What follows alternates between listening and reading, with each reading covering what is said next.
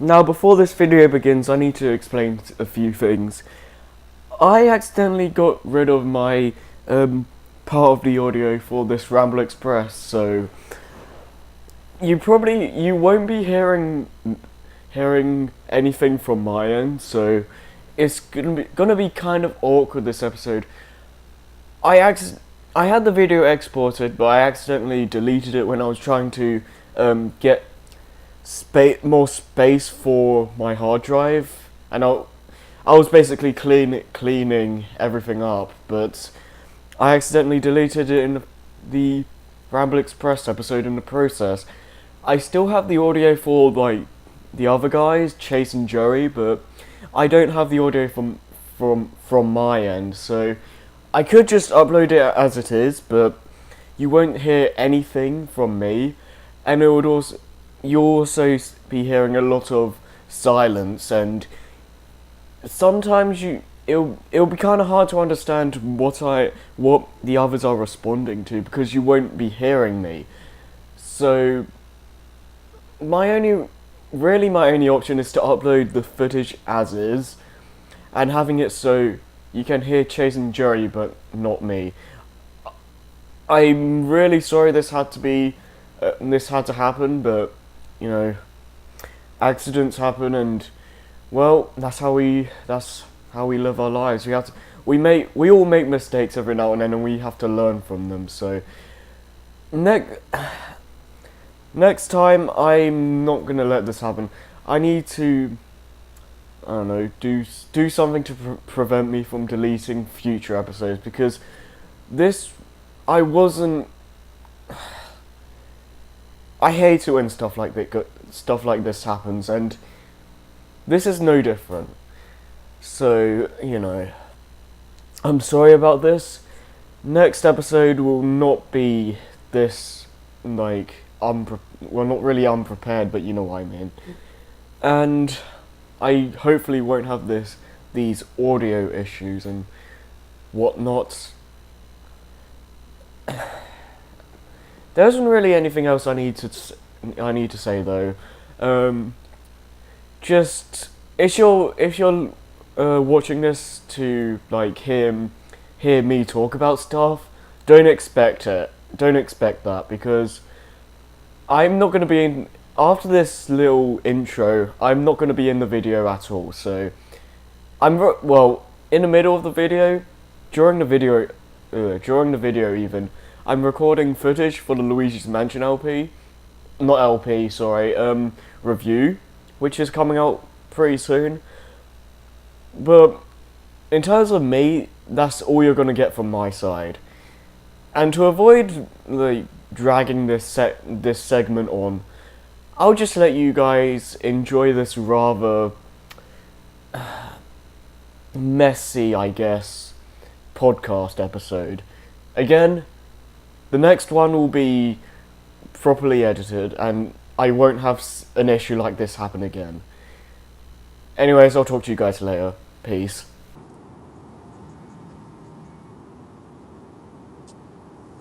Alright. I'm always ready, so. I was born ready.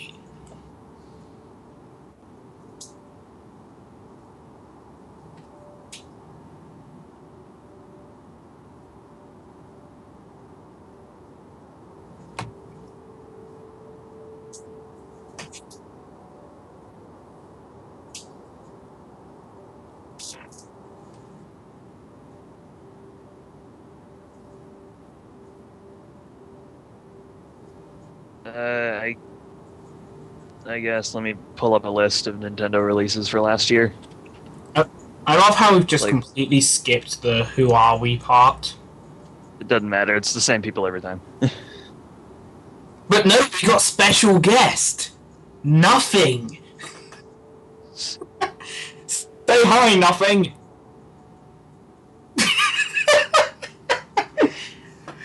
Anyway, so yeah, we're your hosts, the usual lot. I actually have to try to look around to see what we...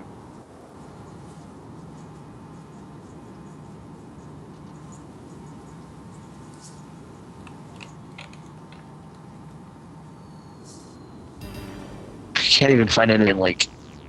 I can't even find it in like release order. It's just stuff they released last year.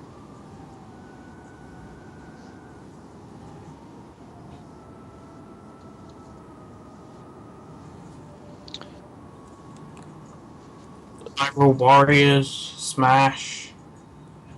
Actually, I could use the GameFly website to figure this out.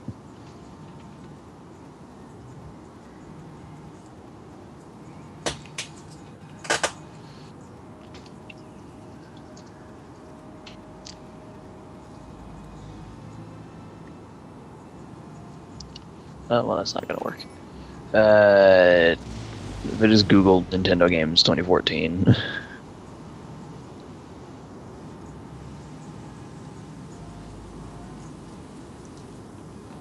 I'll just use the list of Wii U software, and we'll just go by whatever, like, major titles.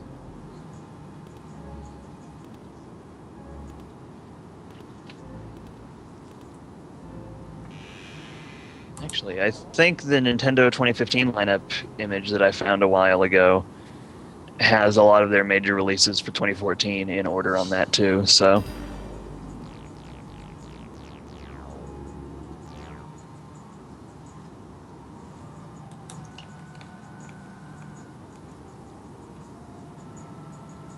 And you needed to open your door to figure that out. Alright, I found a pretty decent release, a pretty decent list of Nintendo's releases last year, starting with Hyrule Warriors. That's all I can find.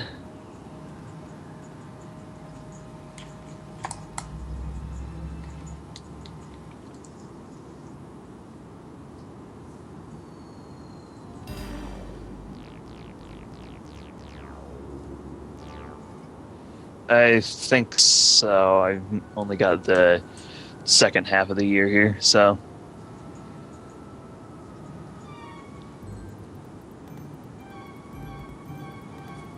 Yeah, I was kind of iffy on it considering how bad Returns was, but Tropical Freeze is really good.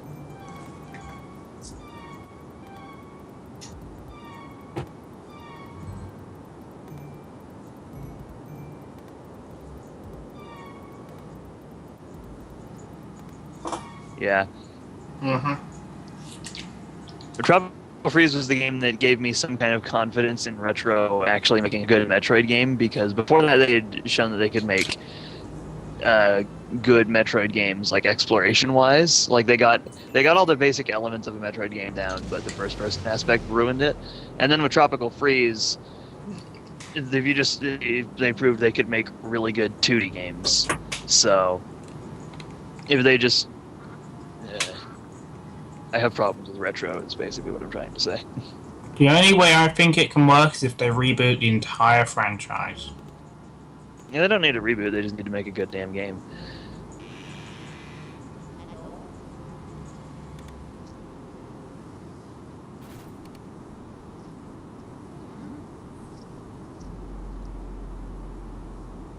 And they don't have, they also don't have just quite as good a track record.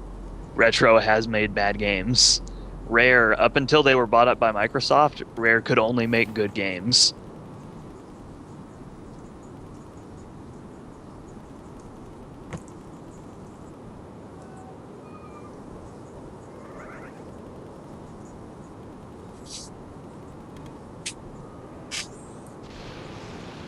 Yeah. I'm going to cut the topic off for a second. I finally got the shirt, the Tilk's Jaffa Cake shirt. Ooh. I'm currently wearing that, so... I'm just wearing a Metroidvania t-shirt that I got when Awesome Games Done Quick was going on last year.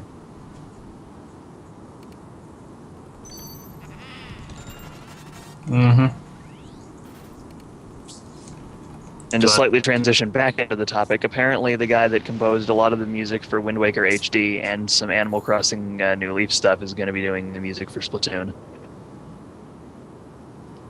So long as I get to play as Snake, I am happy. I don't care. Do it, Nintendo. Hey. is here. Town Red. Oh, I swear to God, if I get Splatoon and it's 4-way 1v1, well, 4-way free-for-all, I'm so gonna always have it red, and the second I get into that battle, it's just gonna be, I'm gonna paint the town red. I finally found a decent list of Wii U games from 2014. Nintendo Life has a list of all Wii U games, and they go by release order. So yeah, the first major game Nintendo released in 2014 was Tropical Freeze,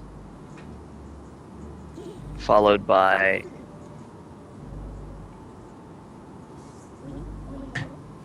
it lists everything that came out for the Wii U that's like worth caring about,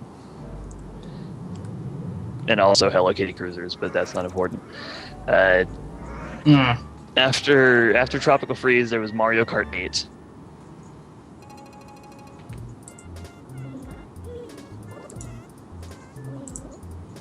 Yeah, Mario Kart 8, right up until Mario Kart 8 came out, my favorite was Double Dash. And then Mario Kart 8 happened, and I'm like, nah, this is way better.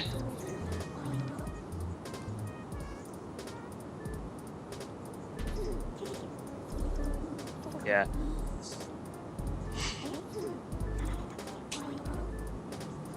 Yeah, it's also I like that they got rid of the for the most part anyway, the underwater racing from 7. Like 7 put a huge focus on the underwater racing and the gliding, and I feel that made the game worse because they were way slower modes of transportation.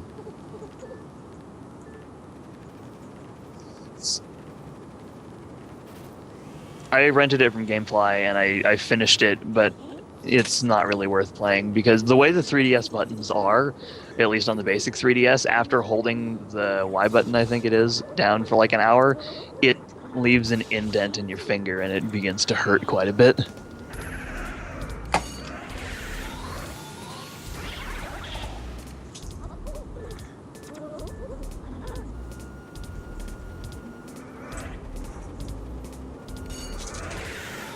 Although I still feel like Sonic All-Stars Racing Transformed takes those two ideas and does them even better.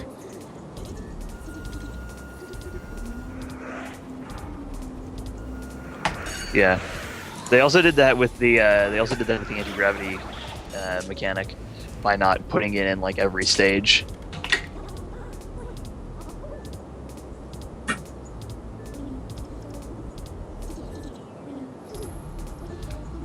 And probably because it's not really the same. The way the zero gravity mechanic works in Mario Kart 8 is not really the same way that it works in Sonic Riders.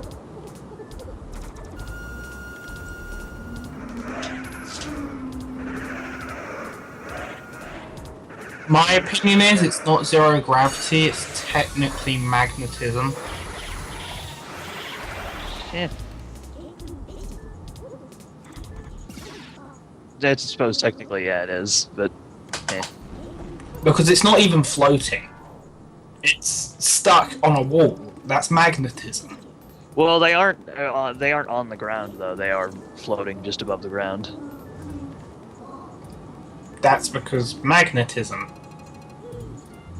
Still, you could make the argument that since they're not touching the ground, they are technically defying gravity. It's still not defying gravity. Anyone could build the technology, you just need some specialized equipment. Which is why I'm just going on a technicality. By definition, they aren't, but since they're not touching the ground, you could technically argue that it's zero gravity. I'm gonna go with definition, because I'm good at physics. At least And I'm going with technicalities, because that is the only way I save myself from being a complete moron.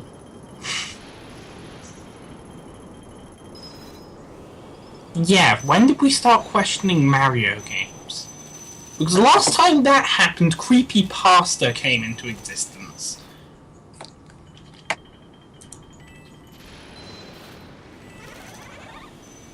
I played it briefly on an emulator about a year ago. Don't try to play GameCube games on an emulator, by the way. Mainly Luigi's Mansion.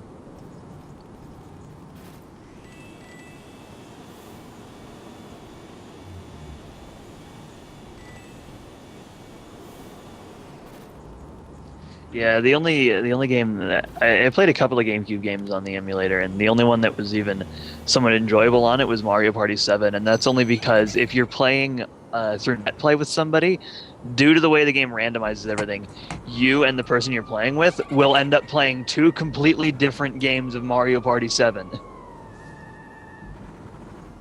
Like whatever movements and inputs they make over on their game will still affect yours, but the way certain events play out will be completely different.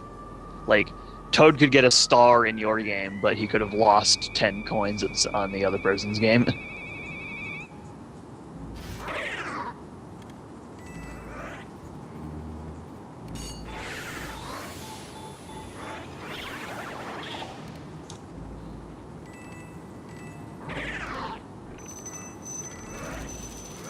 I have played DS and 8.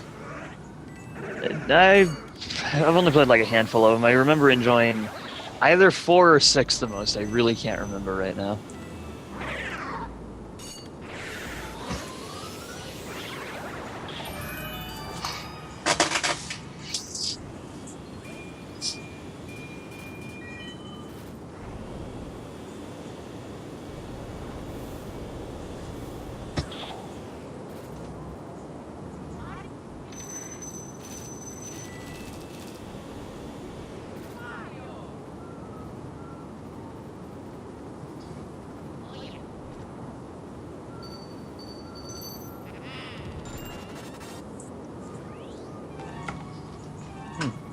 But no one listens to this podcast except those 4 people. What are you doing?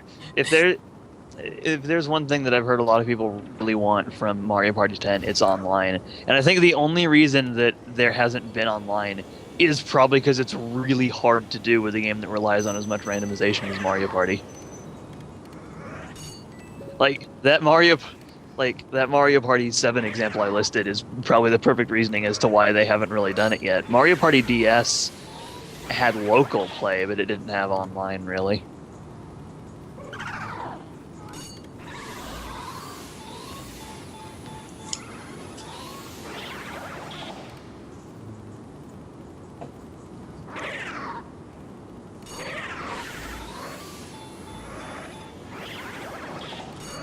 Yeah, I don't doubt that the Wii U could probably do it, but I think that's just why there hasn't really been online in Mario Party before, because with the randomization it makes it weird to deal with.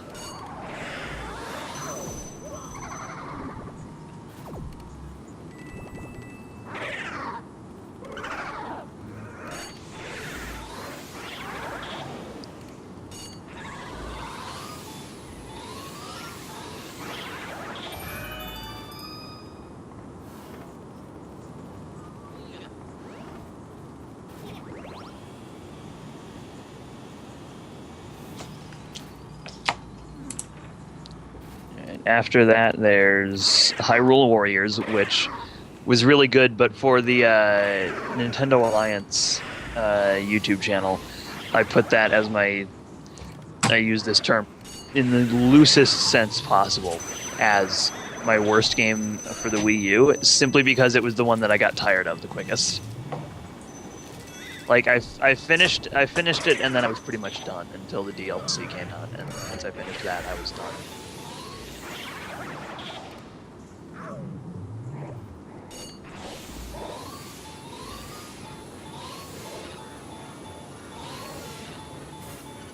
I wouldn't suggest going the completionist route though, if only for how much there is.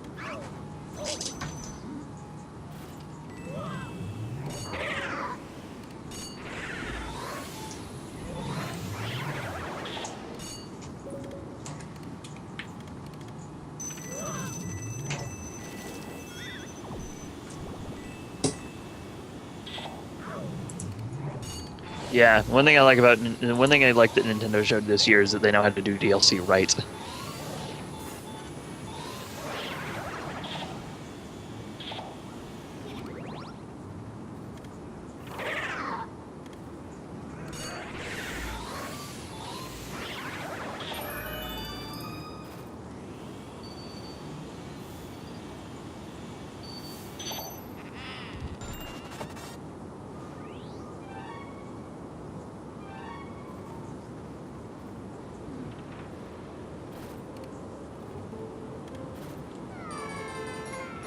Yeah, I think the reason that Nintendo has been so late to the party recently is because of the advances in just games in general. They don't want to take incredibly massive risks. They can definitely afford to do it, but they'd rather not.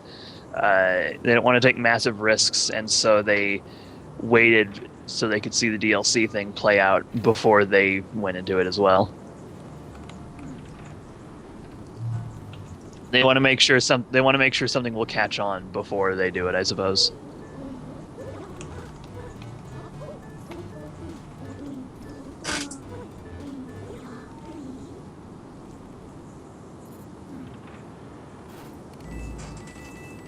But that's just Bethesda in general. They spent, I think they had started Skyrim really soon after Oblivion released and had been working on it since then. And just because of the scale of the game and how much is in it, it's going to be buggy anyway.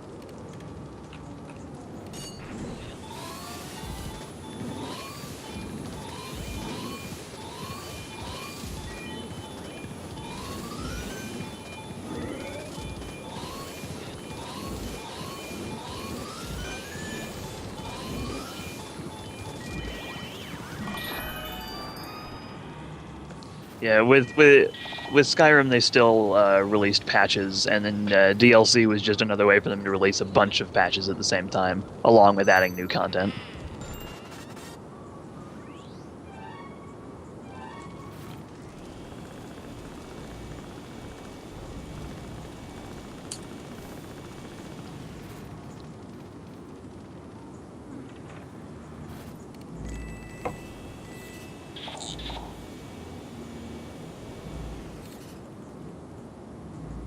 Yeah, I think they probably fixed a lot of it before the game released, and then when it finally came release date time, then like, well, we can fix the rest of it through patches.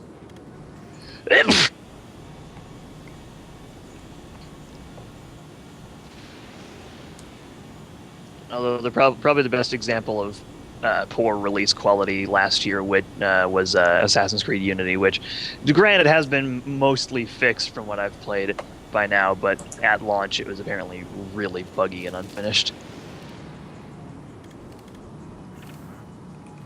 But I think a lot of that came from Ubisoft's decision to also release a game on the previous generation consoles alongside Unity.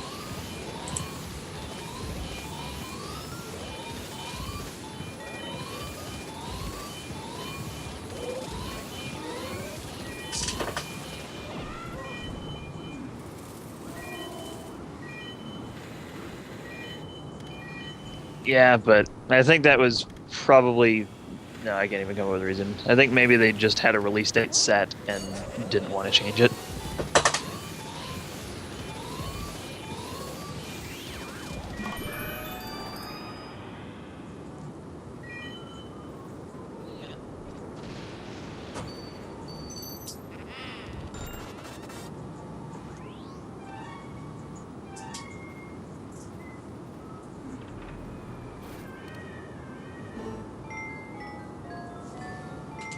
Yeah, I think they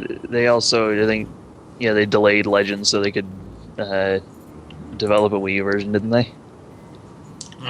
Huh?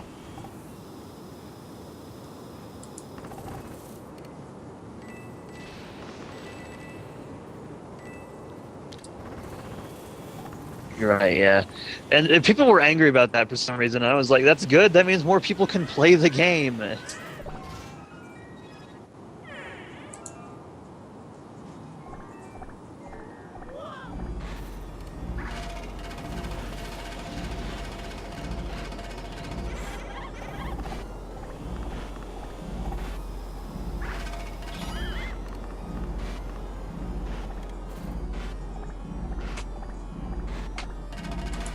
Yeah, but for me, since I really didn't, I didn't mind for a couple of reasons. One, didn't care about Rayman. Two, I just think that's the better decision overall.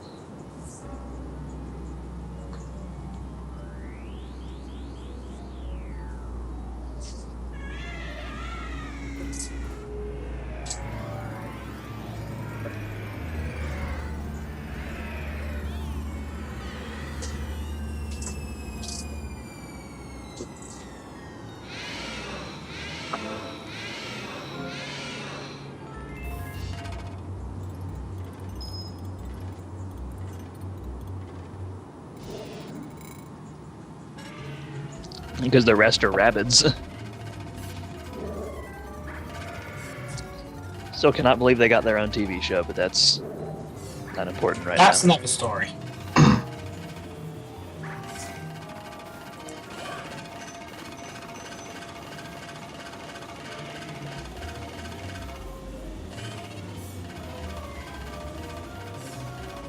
I watched it for a little bit, and I was like, yep, this certainly is Rabbids, and then I just stopped.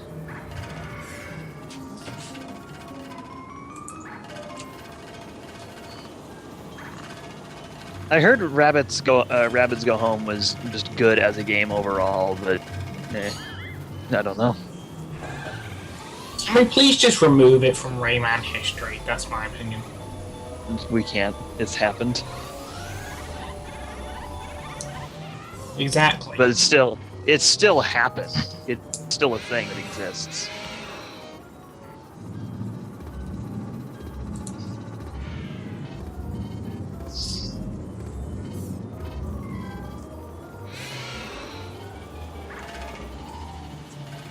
I think even then they were side stories that don't matter in the grand scheme of the series anyway.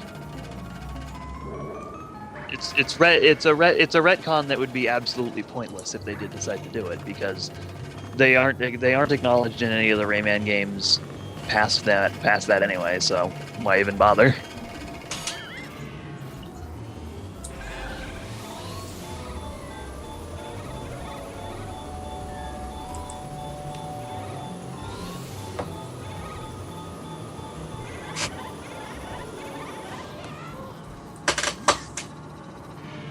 Well, It turns out Sly Cooper is the main villain. Well done. You have completely just blown my mind. Assisted by Ratchet and Clank.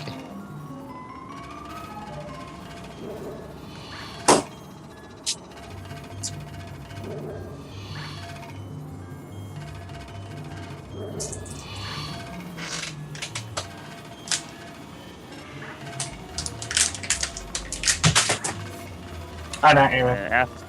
After Hyrule Warriors, not even gonna count Just Dance. Disney Infinity isn't really a Nintendo release. It was released on the Wii U, but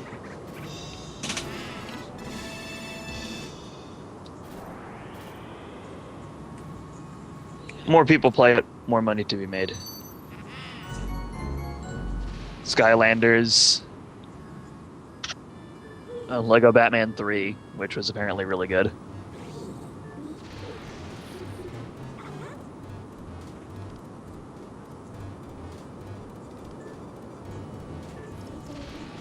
I've only really played the licensed ones like Lego Star Wars and Lego Indiana Jones. So I played the first Lego Batman.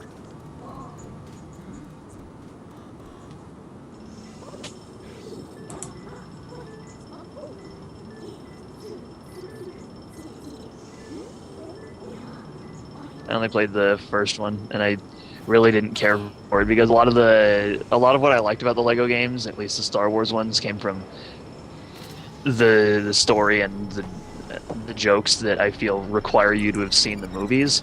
And since when I played Lego Indiana Jones, I had not seen the Indiana Jones movies, so I had no idea what was going on. And that's one of the reasons why I don't mind that they added voice acting into the Lego games with Lego Batman 2.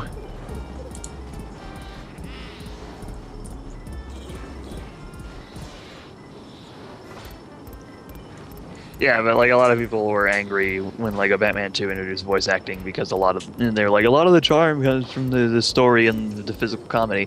Yeah, but a lot of the story doesn't make any sense if you don't know the original story, so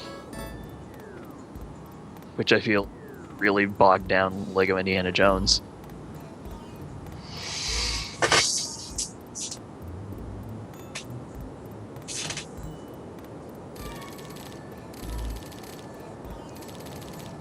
I had seen them, so I could at least vaguely understand it. Because one day in like 2005, I think, I had rented all the Star Wars movies from Hollywood Video, and I just marathoned them.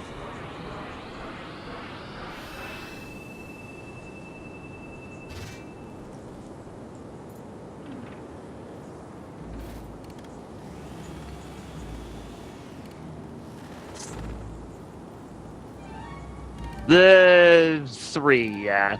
I enjoy Phantom Menace as kind of a guilty pleasure, but Attack of the Clones is not good.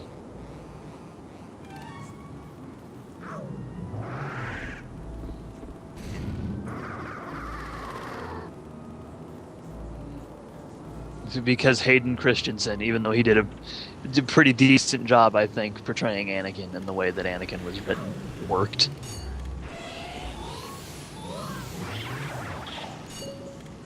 Anyway.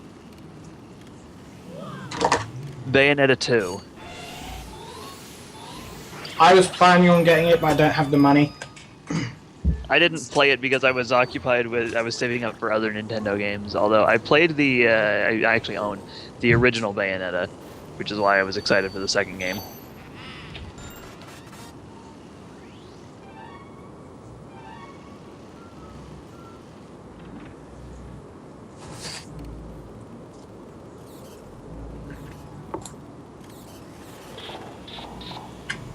Yeah, I just bought it on the 360, so. Bayonetta is a fairly good game. Bayonetta is one of the only, actually is probably the only Platinum game that I can actually enjoy. Because the thing with a lot of Platinum games, I feel like they're really fun to watch and they're fun to play for a little bit, but they get old really quickly. But with Bayonetta, I enjoyed playing every second of it that I've played so far. I think I'm nearing the end. I can't remember.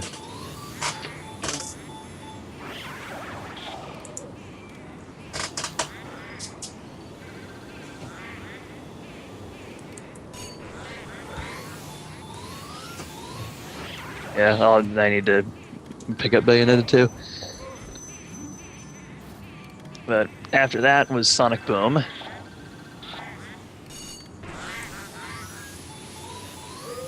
People on Twitter seem to be fairly quiet about it, but it gets brought up every now and then and killed off immediately, thankfully. Like, as somebody who enjoyed Sonic Boom, I'm just sick of people talking about it at this point. I just don't care anymore.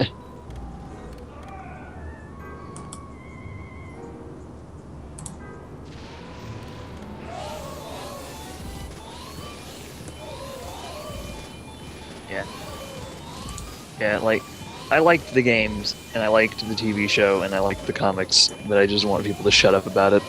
And because Sonic is the internet's punching bag, they never will.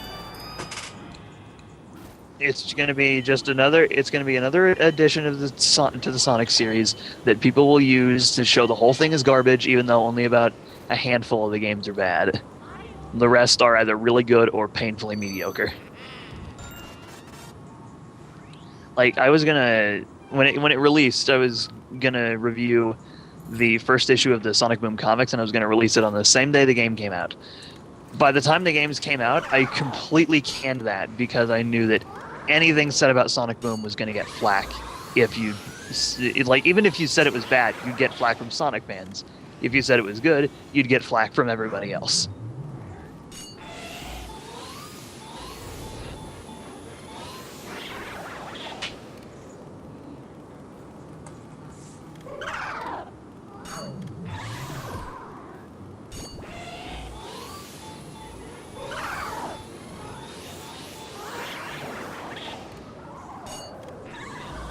Like, I don't care about flack, and just when Sonic Boom came out, I got so sick of all the shit that I just didn't even want to deal with it.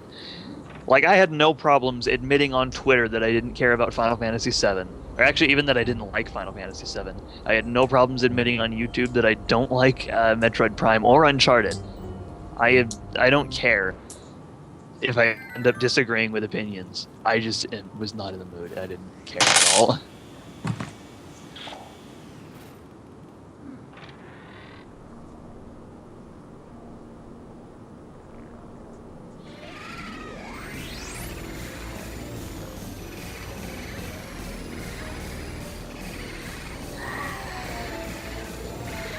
But everybody has to share the same opinion as me, otherwise they're wrong. Wait, did the internet just join the call?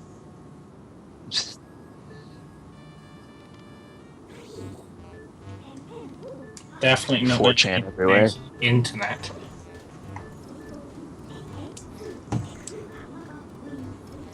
The fortune would make it interesting. But they'd kill us. Yeah, they'd probably end up just hacking all of us. And then they'd get into a flame. And then when Tumblr joined, they'd get into a flame war with them, and they'd be busy for all of eternity.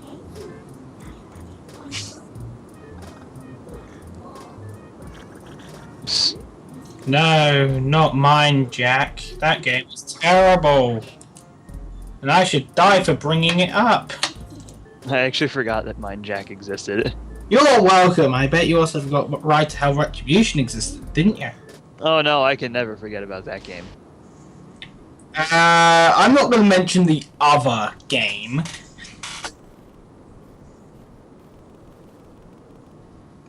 What, Dark?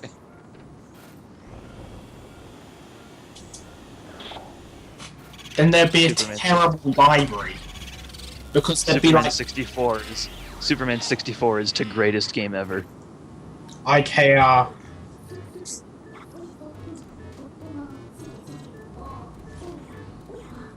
Anyway, back on topic. After that was back on topic. After that was Captain Toad, which I still haven't played, but I'm very interested in. I've played it.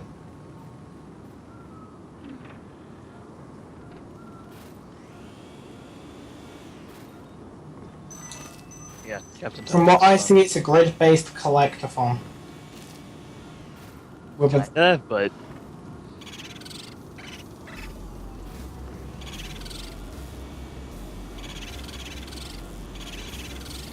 except a bit with more mechanics, because while those were short levels that were basically distractions, this is an entire game focused on them.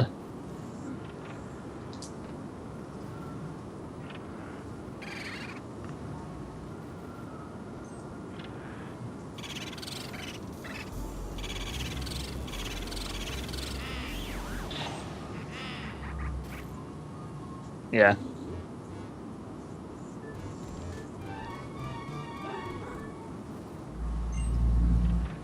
And after that was Smash, which was amazing. Agreed.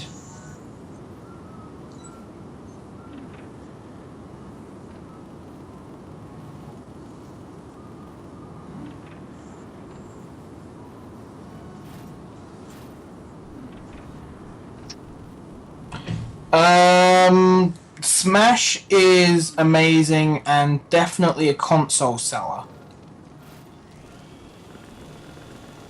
Yeah, I know Velcro tweeted something about it being a console seller yesterday.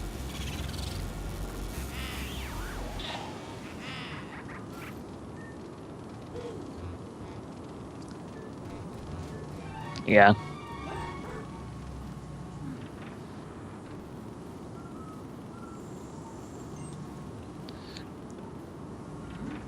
Smash was definitely the best.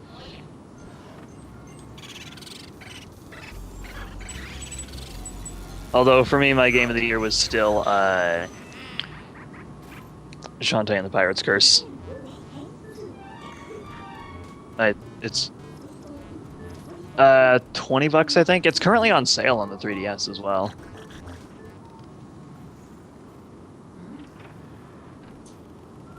It works fine on either one.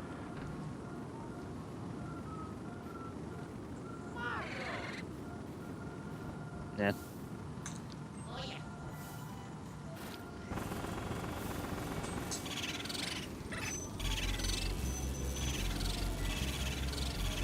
And that's it for Nintendo's major releases last year. There was the minor games, but that's Oh yeah, meanwhile, they got released, so... Yes. yeah, that actually got approved by Nintendo for some reason.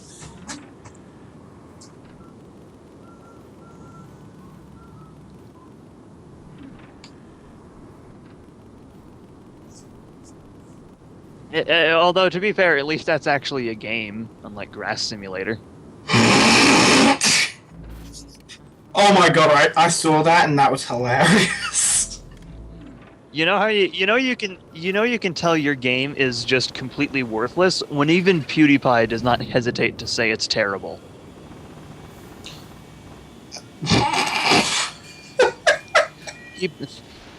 he played it for about 3 minutes and more or less said, "I wasted my money on this."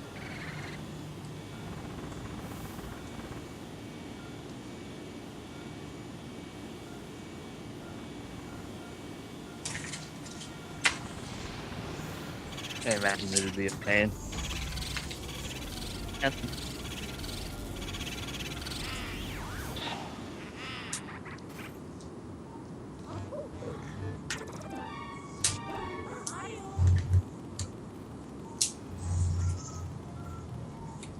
Mm-hmm. do we want to?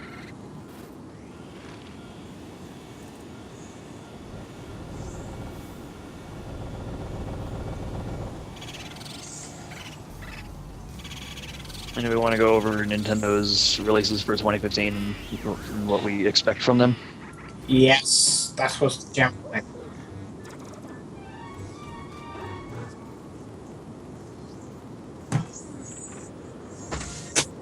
The-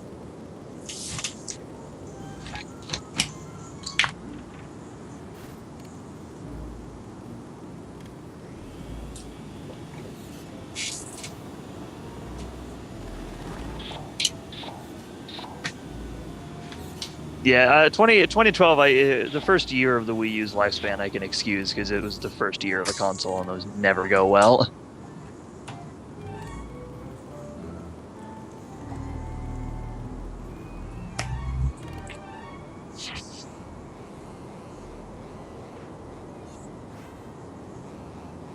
The games it did have released in that first year were better than a lot of launch titles for systems. Although 2012 and 2013 were definitely the 3DS's years.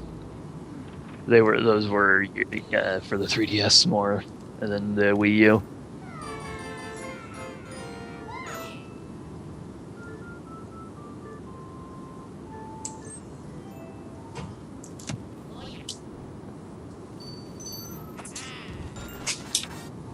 Yeah. But the battle may have been won, but the console war will never truly be over. Nintendo isn't even really part of the console war. They aren't really trying because they know they don't need to. They've got enough money where even if they have a bad year, it's like, meh.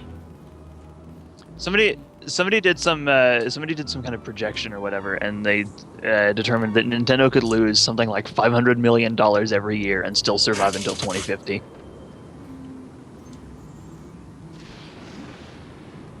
On interest alone. Of their profits. Nintendo, it seems, waits on the sidelines while Sony and Microsoft wipes each other out. Nintendo waits on the sidelines while Nintendo wipes itself out. Yeah, I realized what I almost said there. But I fixed it immediately. So I saw comedic value within, therefore I had to state it aloud. Alright, so for 2015, the first scheduled release is Splatoon. Which I'm very much looking forward to. That looks like it's going to be a really good game.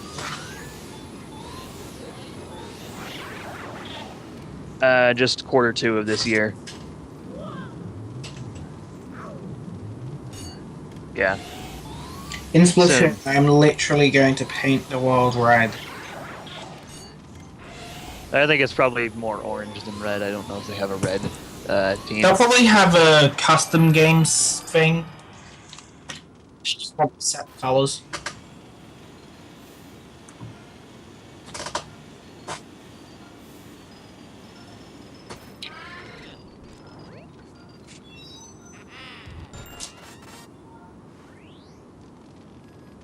We know there's going to be loadout customization, which is my thing.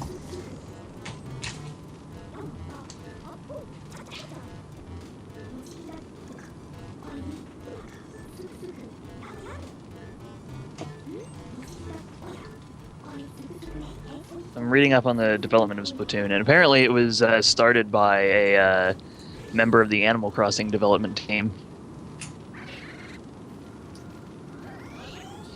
Oh, he great. just like he created. It's going to put us into debt, and we are forced into a death match. Shintaro Sato created a 4 versus 4 paint-based territory control game set in a featureless arena, and management approved the prototype into a full game.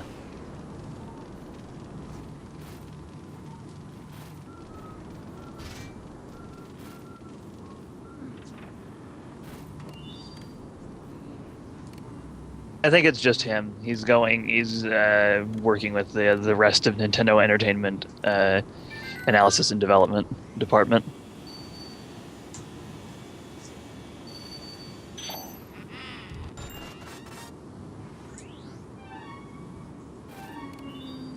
Yeah, I think it's some of the newer guys.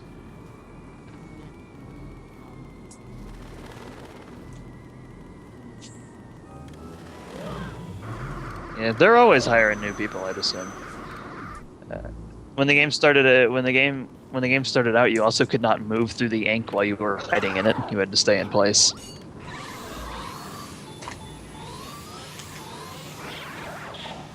So as it doesn't turn into an open world RPG.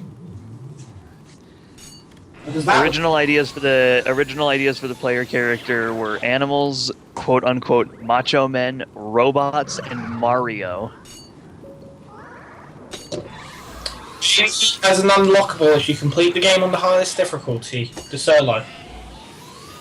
Oh yeah, I forgot they had a single player. They had a single player mode in Splatoon.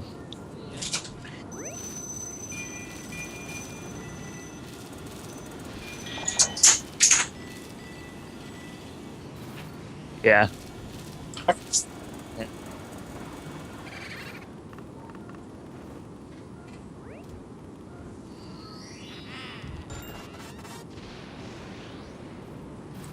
Yeah, I imagine there will be a lot of modes, and they just haven't shown them to us.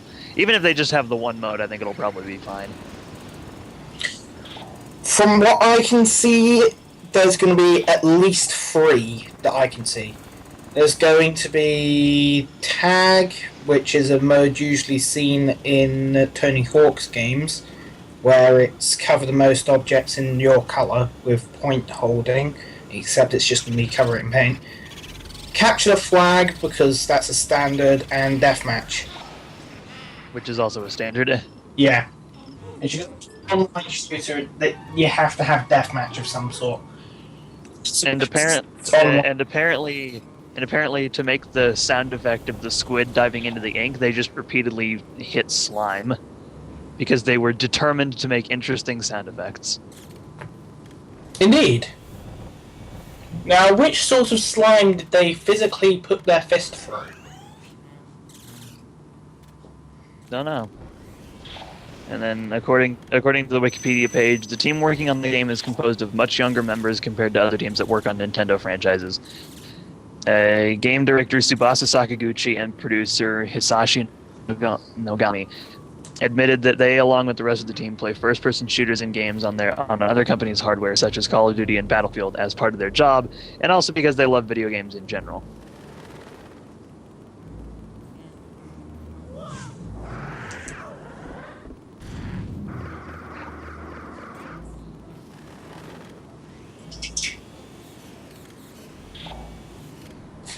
Yeah.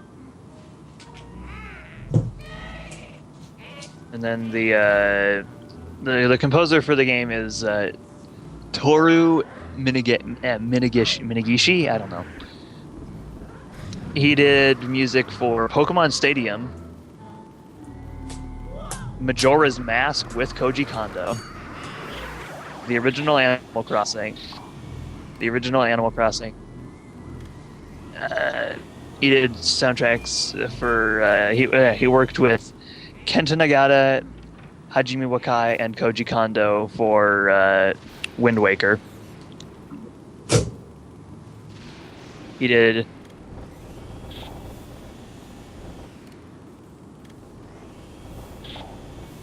Yeah. He did sound effects for Mario Sunshine. Did sound effects on Mario Golf Toadstool Tour. He worked with Asuka Oda and Koji Kondo for Twilight Princess's soundtrack. And also worked with Kenta Nagata for Phantom Hourglass's soundtrack. He did the soundtrack for We Fit with Manaka Tominaga and Shiho Fuji. He did some of the arrangements in Smash Bros. Brawl. He also worked on the soundtrack for Spirit Tracks.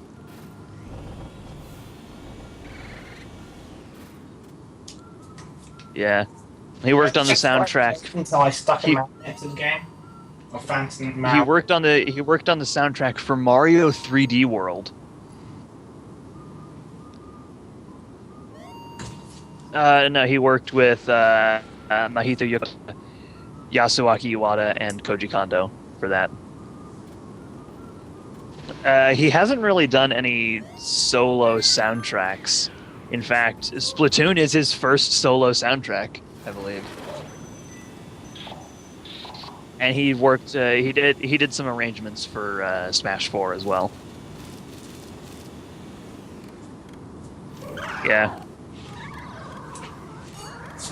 Oh no, never mind. His first solo project, he did both the composition and the sound effects for a game called Wara Wara Plaza. Well, so long as the music doesn't sound like the Battlefield 3 theme. I doubt it will, considering the stuff that he's worked on. From what I know, Nintendo just wouldn't allow it on their console. Yeah, Nintendo has standards. Yeah. A whole, maybe 27 years of it. Actually, no, even longer than that, because they made arcade cabinets. So maybe They also did around 30, 40 years, yeah. Yeah. Because they also did some Pong machines as well in the late 70s. Well, you can bet that those old Pong machines, if you ever come across any of the software packs for them, that you would have ear bliss while playing Pong.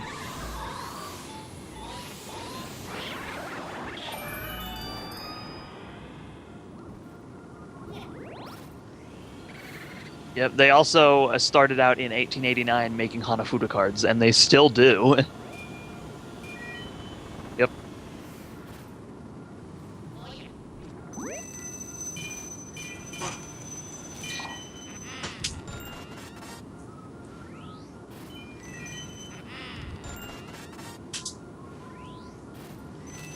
Yeah.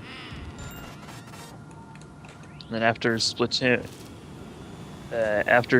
arguably the game that I am most excited for in 2015 is Yoshi's Woolly World. Yeah. I think we might have an actual release date for that too. Wait, Yoshi's Woolly World? What, did Kirby explode or something?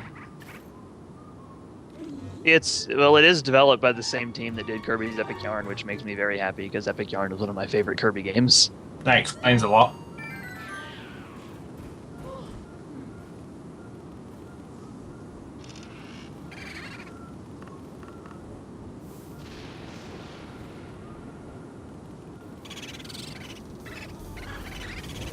Yeah, or at least like with the later ones like Zelda and Star Fox, ballpark estimates. But I don't doubt that we'd get like pinpoint release dates for Splatoon, Woolly World, and Mario Maker. 15. That's all we need to know.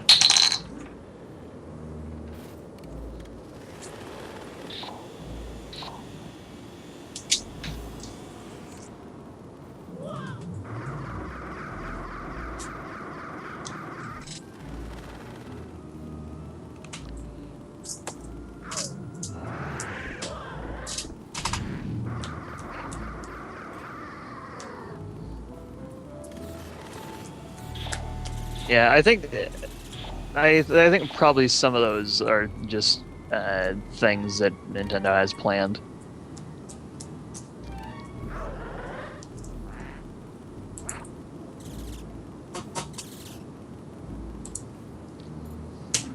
I don't doubt that probably part of that list would be real, but others may be fake because Metroid 3D just kind of seems. Eh. Yeah, Yoshi's Woolly World is probably going to be really good. It's the first home console Yoshi game in 18 years. Yep.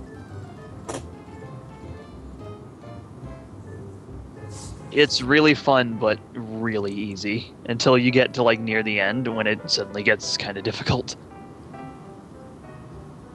And then from the one trailer we got, and the 8.5 million times I must have rewatched it to write that article for Nintendo Alliance, it's like a combination of Yoshi's Island and Kirby's Epic Yarn.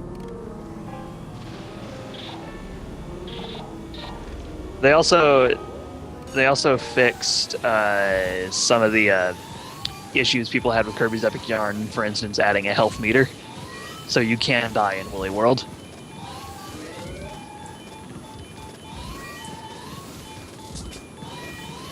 Yeah, although I still think that I still think that it can live without having any technical death mechanics, because it still punishes you for screwing up.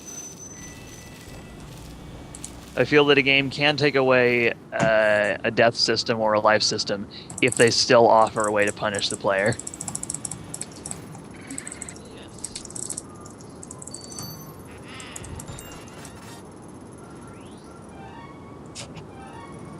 Yeah, especially with the soundtrack. The soundtrack is amazing. So, would you put it in the class of games that are newly coming out called Zen games? I'm just gonna call it a game relaxation game. But instead of to have a massive adventure or a story, it's you play it and it's supposed to calm you down. I guess. I'm not going to refer to it as that, but I suppose it counts to that. I imagine Woolly World will be coming out really soon because the Wikipedia entry says early 2015. And it does support amiibo figurines, so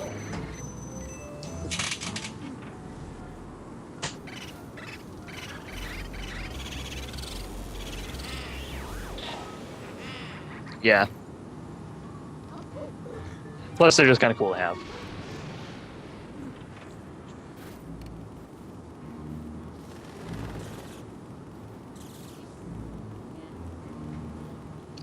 Well, they technically, and they have existed. I know that First 4 Figures does a couple of Metroid ones. And some Zelda ones as well. But First 4 Figures is also really expensive. Like, a lot of the Samus statues are like upwards of $70, I think.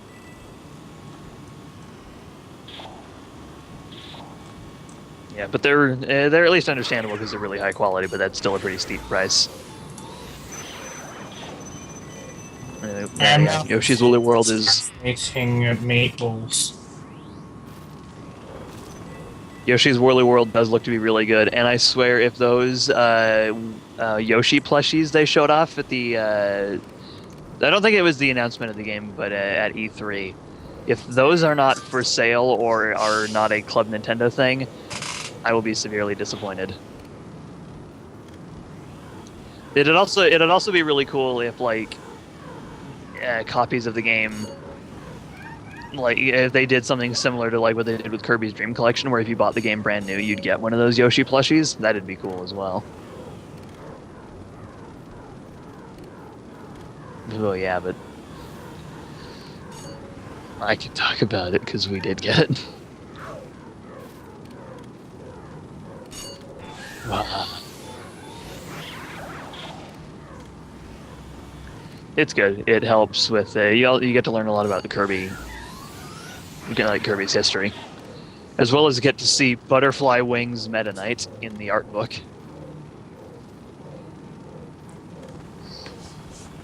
After that is Mario Maker.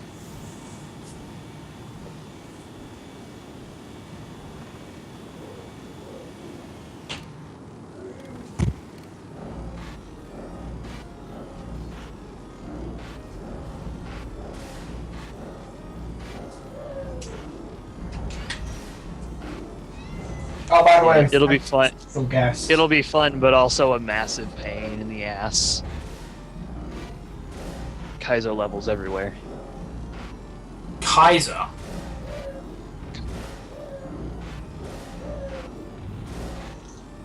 From the Kaizo Mario World ROM hack, which was just really, really difficult.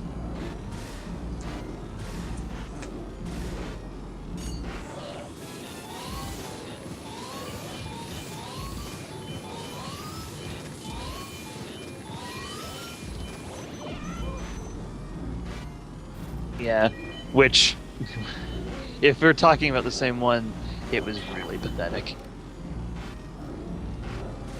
The guy basically just added a bunch of chain chomps and fire everywhere. It was sad.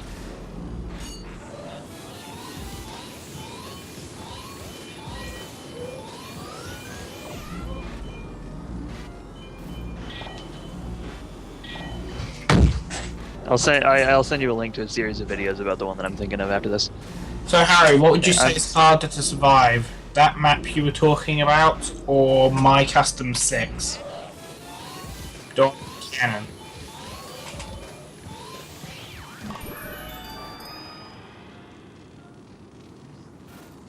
Yes, but what's harder, the full pack or my one map?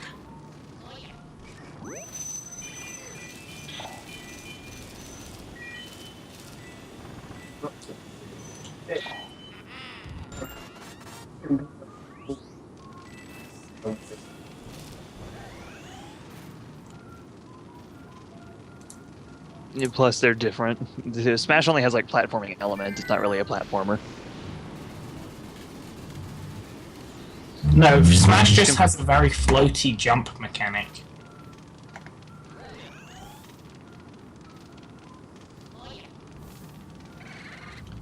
Brawl was bad.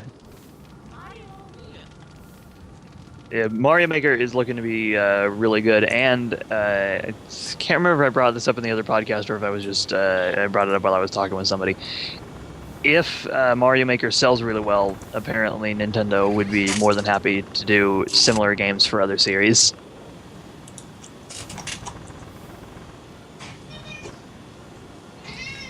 Well, I think all I did was mention it, and then that was that. Yeah.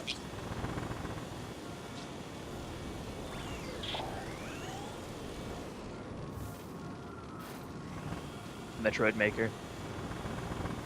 Metroid Maker, please.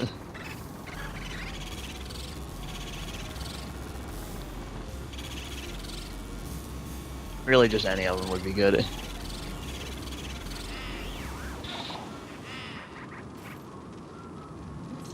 Yeah.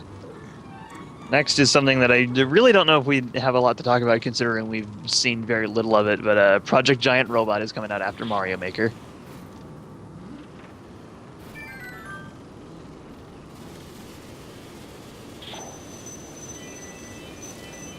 Yeah, they probably will. Although it's just slated for the first half of 2015, more specific.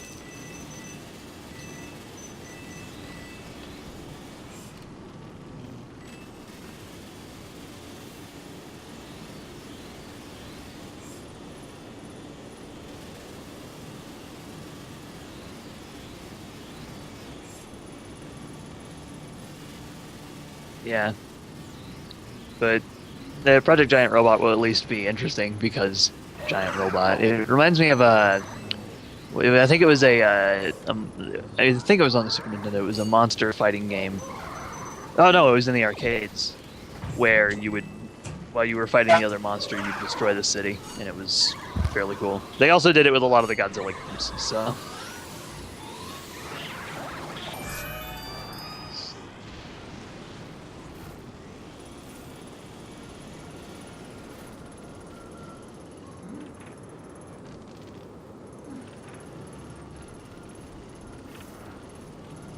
Yeah, but mainly Nintendo.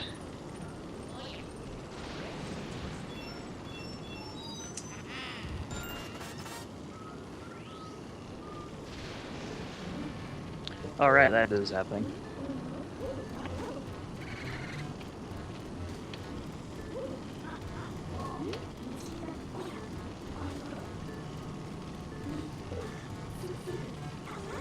after Project Giant Robot is Kirby and the Rainbow Curse, which I unintentionally predicted the reveal of.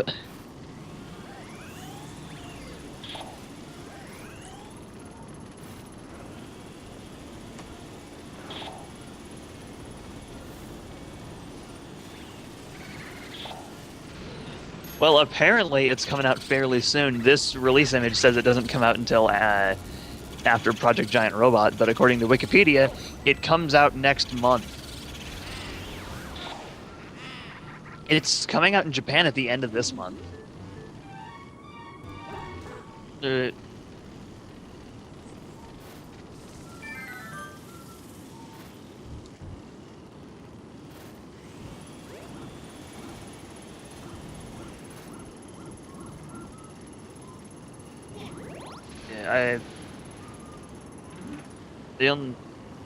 The only Star Fox games I've played is the original, 64, and Adventures, all of which I've enjoyed. So I'm probably going to grab Star Fox Wii U.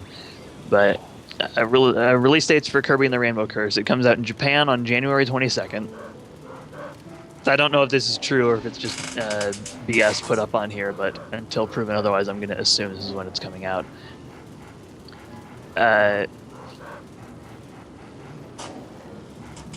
February 13th for North America, and then sometime in quarter 3 or quarter 4 for Europe. Yay. So you guys still have to wait quite a while. I don't know what you were talking about because I went to AFK the second you started talking about it. Kirby and the Rainbow Curse release I dates. have no idea what you're talking about anyway, even if I was here. And here's the box art. The file says it's the Japanese box art, but it's the American one. You can tell that it's the American one because of the Wii U tag at the top. That's a dark blue kind of thing for the Japanese box art, usually. Yeah, probably the main reason that I'm interested in that onto a cake. The main reason I'm interested in Kirby and the Rainbow Curse is honestly the art style. I am pretty sure that I talked about this in one of the podcasts before, but right before E3 happened, we were doing predictions for Nintendo Alliance on what would happen. And as we started discussing what the art style could be for Zelda U, I just brought up that I'd like to see a game that was in claymation, because I could only think of Skull Monkeys as the only game. I could think of Skull Monkeys as the only game that did that. And then Kirby and the Rainbow Curse was announced. I really wasn't joking when I said I could probably bake that as a cake. Well, yeah, it didn't really look complicated. It's basically pink frosting decoration and some anime-eye chocolate-coloured things. And a slightly lighter or darker pink for the blush. Some of the forms that Kirby will end up getting in the game are a submarine, a rocket, and a tank.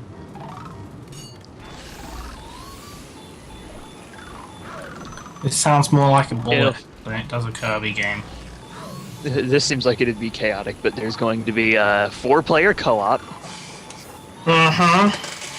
Where one player draws a path for Kirby while 3 others play as Waddle Dees who can assist Kirby by carrying him around and attacking enemies. Alright, so that's not quite as chaotic as I thought it would be. I thought it was going to be like controlling 4 Kirbys all trying to do the same damn thing. You said the second, third, and fourth player could drag Kirby. So they control Waddle Dees who can... apples and drag him off a cliff or into the enemies, right? Probably. Yeah, so don't play with me, people. The game supports 3 amiibos.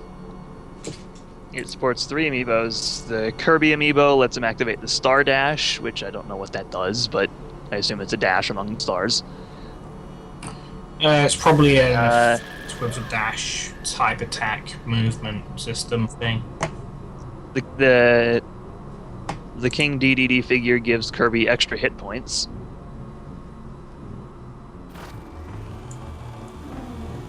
The Meta Knight gives him... Go ahead.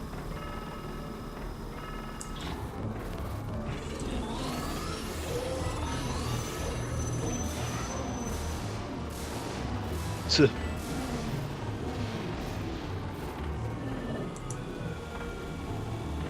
then the Meta Knight amiibo gives Kirby greater attack power during his touch-activated spinning attack. That's all we know of Kirby in the... Happy I decided to Google it randomly, because then we wouldn't have known the release dates. After that is Project Guard, which is one of the few tower defense games I'm actually interested in.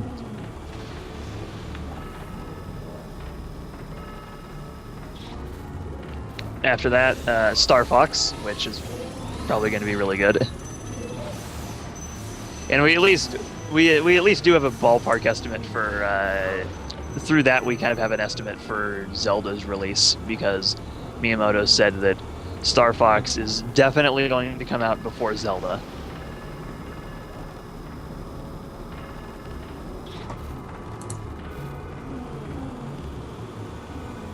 Yeah, I really like what they showed off at the Game Awards. That was like the best part of the Game Awards. The rest of that was awful.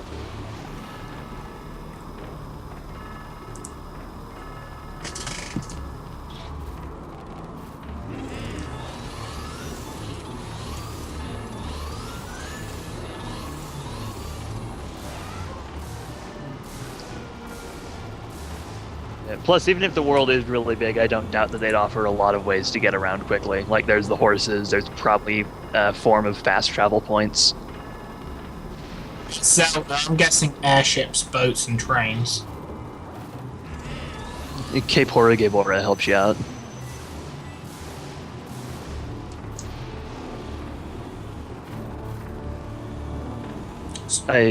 Probably not. There's probably going to be an ocarina code for every place you've been.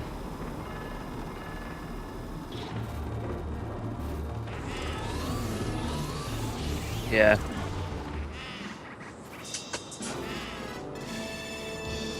It was kind of in, I believe it was in Link's Awakening and sort of in Link to the Past. It was called a flute in Link to the Past, but it's the ocarina. But on top of that, so was every other instrument ever used in a Nintendo orchestra. Because you had to go to the 8 dungeons, they weren't temples in that game, sorry. And you had to get all the magic instruments. To awaken the windfish.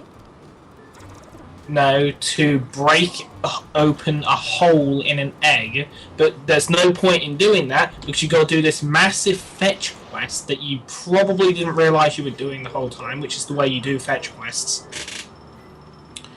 And then you've got to go to the library before the beach where the two kids are playing outside. Look at the book, which you can't read because once you finish the fetch quest, you've got a hourglass? No. You've got a magnifying glass, that's the one. And it made you forget how to read it. Write down the code because no way in hell you're going to remember it. You got to go all the way up to the egg, then use the instruments, go in, and then you have to look at the code and then go in exactly those directions, otherwise you leave the egg or get completely lost. And if you make one wrong turn, you've got to leave the egg. After Star Fox is Xenoblade Chronicles X, which I'll probably play.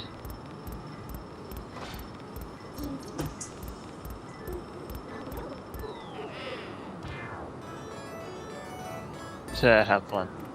I am probably not going to do that, if only for the fact that it's so damn hard to track down. If I find it for cheap, then sure, but otherwise I really don't care. I have the game, it's just in my brother's room in one of his cupboards, and I can't be bothered.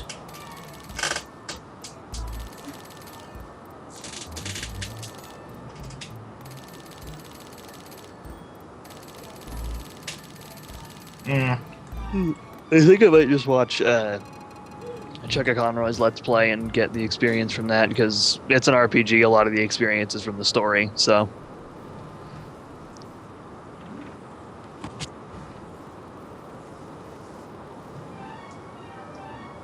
I just remember the first time I looked at that sword, I was like, that's awesome!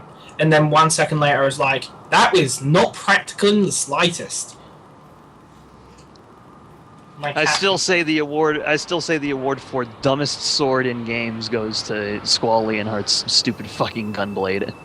Oh my god, I had such a rant about that at the beginning of the week after the podcast when I was falling asleep. Because I could not fall asleep because it was just like, how does that work?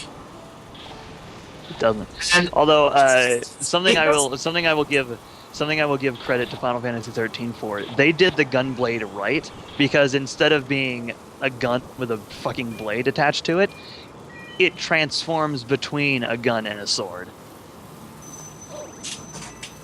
okay, I've actually successfully designed a gunblade that will work. That's a club. Those probably just hurt. Those probably just hurt. The thing is, They at least look like keys and don't need to fire actual physical projectiles out of them. A barrel of some kind. Well, if you want to get technical about the Keyblade and how it shoots things, magic. Magic. But it And shoots also magic. it shoots a laser at the magic keyholes that just appear out of nowhere in cutscenes. Spoilers. Which is magic. Which Yes. is magic. Magic. It doesn't need to have like a barrel or any visible exit point for that laser. It's magic. If it was a bullet, then I'd question it, but it's not. Also, the Keyblade isn't a sword. All of the things that you can turn the Keyblade into, which technically aren't canon, are the sword.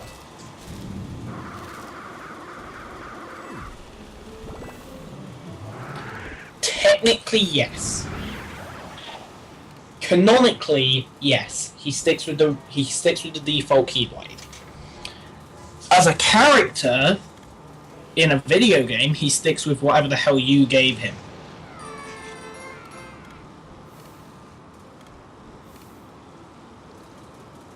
It depends what you use, magic or. To be fair, Still some compared. doing a playthrough where they only use the Keyblade. You can do it. I suppose, but that's boring. Wait.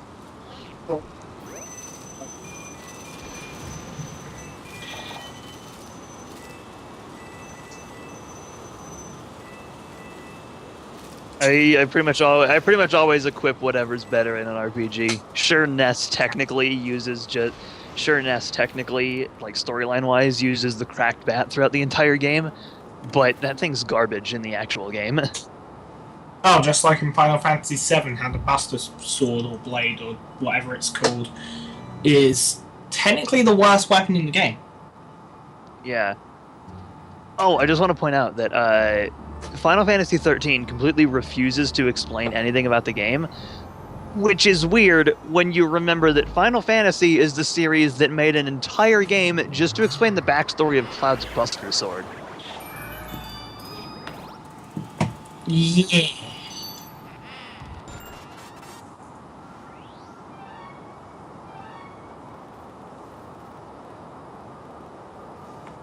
It's better than the Master Sword.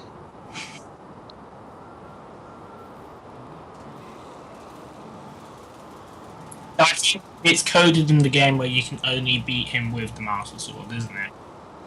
Although you can only deliver the last hit on him with the Master Sword, but you can get him down to death with the Big Goron Sword.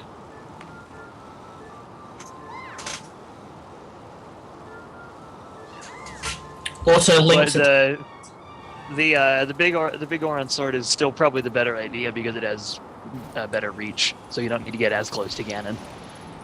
Link's a Time Lord, but instead of a time machine, he just has the TARDIS technology where it's bigger on the inside.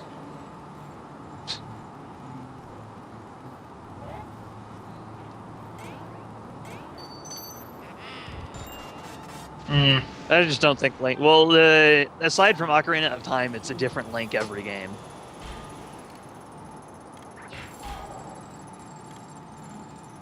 But I imagine it would be kind of weird. Jellyfish seem to do it fine though, without any problems. So, and then again, they're jellyfish. How do we know they aren't freaking out immediately?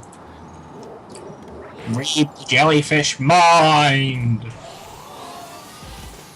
Because a fun fact about jellyfish, they are biologically immortal. They don't die unless they're eaten or like actually killed by something.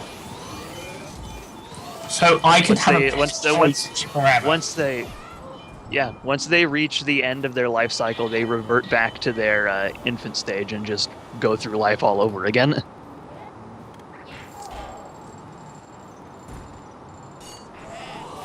Yep. So you're telling me I could have a pet and not feed it, and it would still be alive when I came home? Yeah, because jellyfish, they don't really eat. They are biologically immortal. They cannot die of old age. They can only be like jellyfish then. Don't try to pet him; it'll hurt a lot. I won't try and pet him. And besides, who would even try and pet a goldfish? And depending on what type of jellyfish is, you got a pet box jellyfish. One, you probably need a license for it. Two, if you tried petting it, it would kill you. And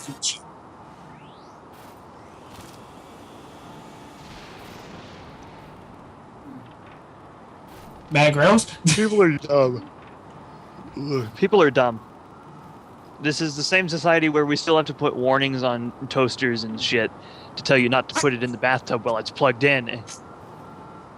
Oh, when I was building my chair after Christmas, after I got it, right in the middle of where you need to put some of the most crucial parts, there was this massive sticker that said, "Caution, do not put it on fire."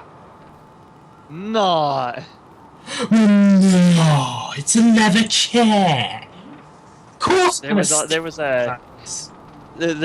an ad for some painkiller or something that's like, "Caution, do not take this if you're allergic to it or any of its ingredients." Like, no shit. Yes, caution, may contain nuts. But like, here's the best part. You wouldn't know if you're allergic to it or anything in it unless you'd already taken it, by which case you're not gonna take it again.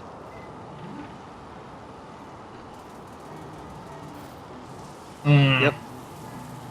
I suppose I can at least kind of understand the warnings on the toasters that are like, don't put this in the bathtub, because that's something you can't try again if you fuck it up. But with setting a chair on fire, then you can kind of buy a new chair. Yeah, that one makes some kind of sense as well, although it... With putting a toaster in a bath, that implies you were stupid enough to plug in a toaster, put the time, just do the thing, to pull the... You know what I mean, everyone knows how to use a toaster, unless you're 4. And then it's magic. And then you put that in a bath while you are having the bath. Magic. Suicide. Suicide. Sorry, whenever I hear stuff like that, I just have to say it in Halo announcer voice. And then the last game for 2015 is Zelda, which looks awesome.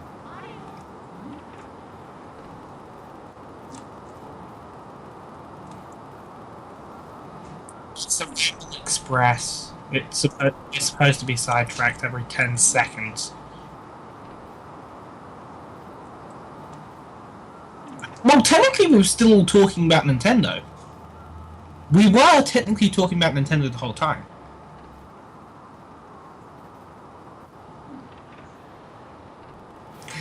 Wait, yeah, how did we get to toasters?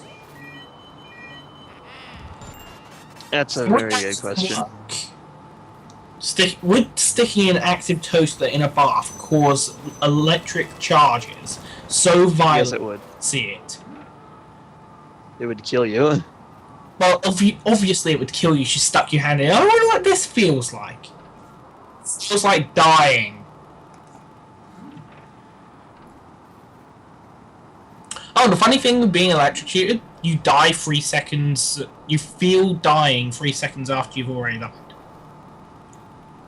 Now, I have completely just said that out of thinking about it, and it's probably not true, and there is no way to test that. But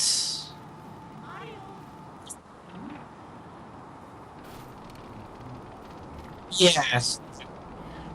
What I'm saying here is,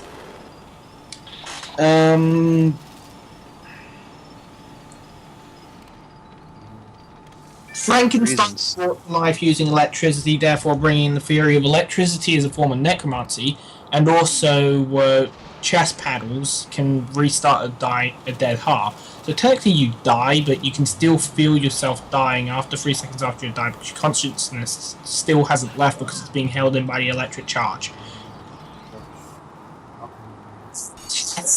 And I cannot Also, prove them right or wrong. Also, I have to be nitpicky here for a second. Frankenstein is not the name of the monster. I said Frankenstein's monster. I didn't say Frankenstein. You said Frankenstein. Well, you knew what I meant. What's the name of the No, monster, but Steve? The monster is just the monster. Yeah, so it's Frankenstein's monster. So that's why everyone calls him Frankenstein. Because Even though he's not Frankenstein, the doctor is Frankenstein. Okay, then I'm making it official from today on now. Frankenstein's monster, his name is Frankenstein Jr. I'll just call him Frank. Or Frank for short. Anyway, that's Nintendo. And necromancy to a little bit. And justice.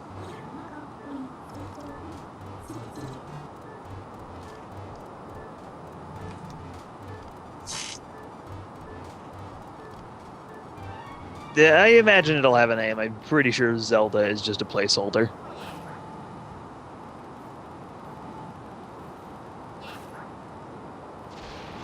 Oh, do you want to know something funny? Hyrule Warriors, name not final, but it was.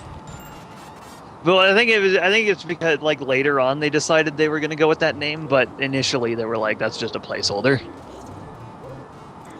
I think the same thing. I think the same thing kind of happened with. I think the same thing happened with Mario Maker. Like this chart that I have says Mario Maker is only a working title, but at this point I'm pretty sure that's just its name. Well, actually, you could also say that about this podcast. Because we weren't going to call it the Ramblings for us, we just had to call it something so we could start it up, and it was going to be posting. But that.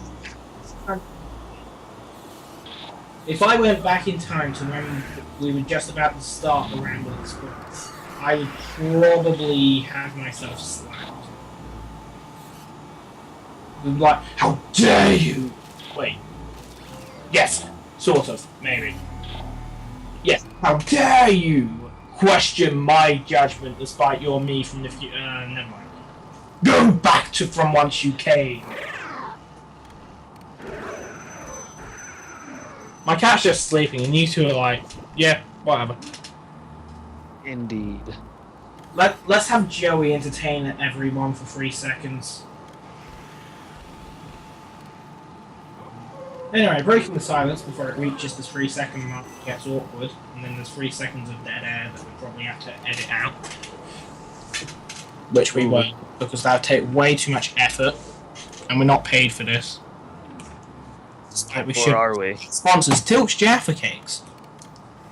I finally bought their shirt, so I'm technically an official member. And by that, I mean absolutely nothing.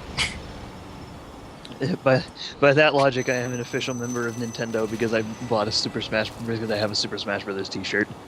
I bought the game and the Wii U, so I'm officially a member of Nintendo. I bought the game, the Wii U, both versions of the game, all the amiibos. That makes you the co-founder. I'm not. Let's. I also own the entire first wave of amiibos. You're the co-founder of the sales guy. Yes, you co-founded the guy who sells all of their stuff. I found him on the street. And it was like, with Dave. Yeah, and you were like, hey Dave, you see that guy? Let's make him rich. What about Dave us? was drunk, Dave was drunk, so he went along with it.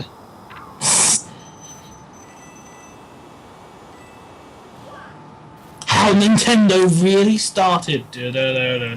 And then nothing really came of it.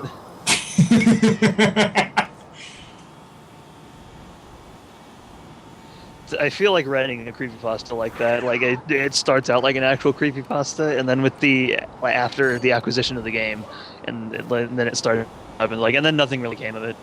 It was just kind of weird. I went to the game one day to buy a game. The game was Super Smash Bros. But the guy said, don't buy that copy, it's pre-owned. And the guy who traded it in was mysterious, and also the game's a little bit scratched. But I bought it anyway. I came home and put in the game. For the next 12 hours, I enjoyed the Smash Bros. Marathon. Nothing really came of it. It was just kind of weird. It was just kind of weird. Also, I have a speech thing. Within the box. Within the box, I found it. Within the box, I found a drawing of a skull. It had no bearing on anything, and I have no idea why it was there. Maybe it was to insinuate that while the person was playing this game, their console got bricked. But it never happened with me in the 15 long years that I lived afterward. By the way, I was 82 when I bought the game. I then died of a heart attack after I saw a screamer on the internet. My last words were, shit. And then a skeleton popped out.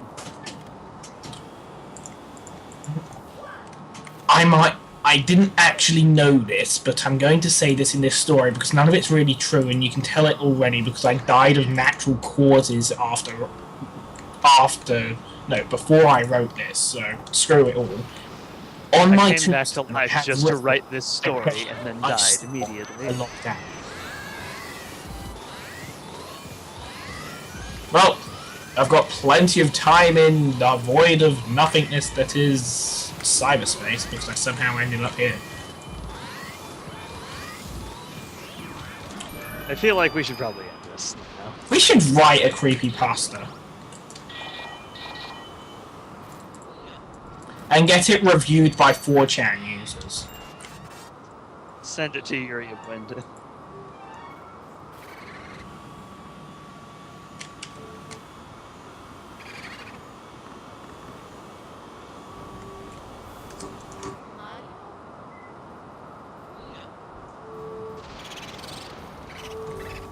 Yeah. What? We're ending the podcast? No. Not really. Although we probably should end it before we get before we go on too long. We've pretty much gone over what we gathered to speak about. So we have gathered here today to speak of a terrible event. The podcast is not going to end anytime soon.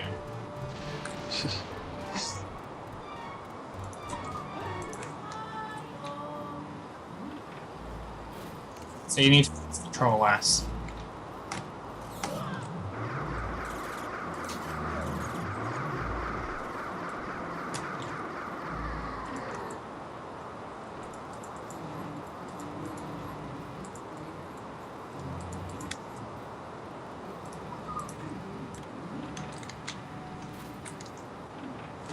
Toad, I thought his name was Froggy. Froggy. Hear most weeks. I just want to point out that Big is a freedom fighter in the comics, and he's actually really good at it. Wow. He actually hasn't really brought up Froggy once. That's his real reason for being a freedom fighter. Is to avenge Froggy. And apparently Cream is a freedom fighter now. I don't remember when that happened.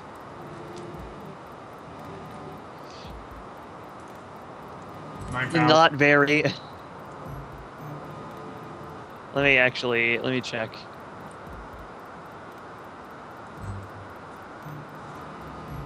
I'll check the Archie Sonic wiki because there's not like a guide. The only guide to the comics that there is, most of it is null and void now. So because they retconned it again. Well, yeah, they had to because of the Ken Pettender's lawsuit. Yeah, Cream is 6. How long Cream does is rabbits 6. normally live? Let's see. What is the average lifespan of a rabbit? Let me check. Because this won't be creepy or strange if we figure this out. In optimal conditions, about 9 to 12 years. Okay, so she's already halfway through her life if it's done that way. Probably isn't, considering that there are characters in here that are in the Sonic comics that are well over 100 years old.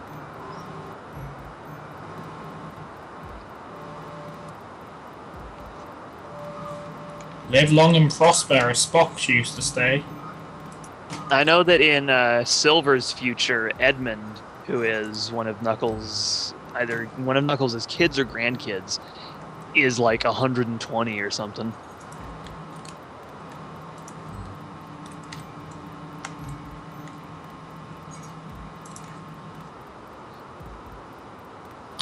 But wait, Probably. we haven't said our sponsors, and by sponsors I mean we're plugging things that we aren't even connected to in the slightest. Well, we already did it anyway, so Well, no, we only plugged one thing. good enough. Also, Alcorn shipping with Daring Do books and whatnot. So.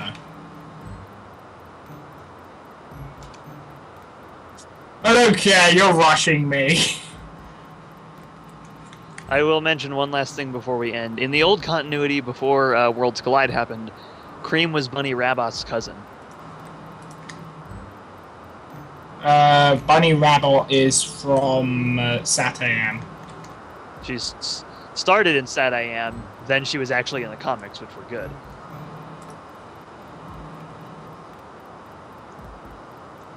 She sounds like a southerner from America. And to leave on a very not happy thought at all, her voice actor, Christine Cavanaugh, recently died. No, And you probably most likely remember her as also being the voice of Chucky from Rugrats. Yeah, I did not expect that. Also, the second you said Chucky, because I never watched the Rugrats, I thought you were about to say she voiced Chucky? That is strange. What were you thinking, like from Child's Play? Yes, that one. That's Brad Dourif, so...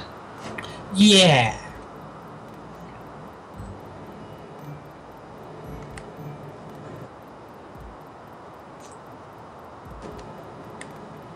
Yep. I swear to God. Wait, let's end on something that is both happy and sad. Williams' last words on film, which were his last words in Night at the Museum 3, were "Smile, son, it's sunrise."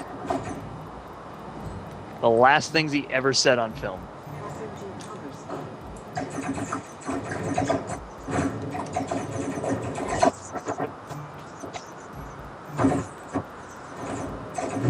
We probably will. Night. I will kill you.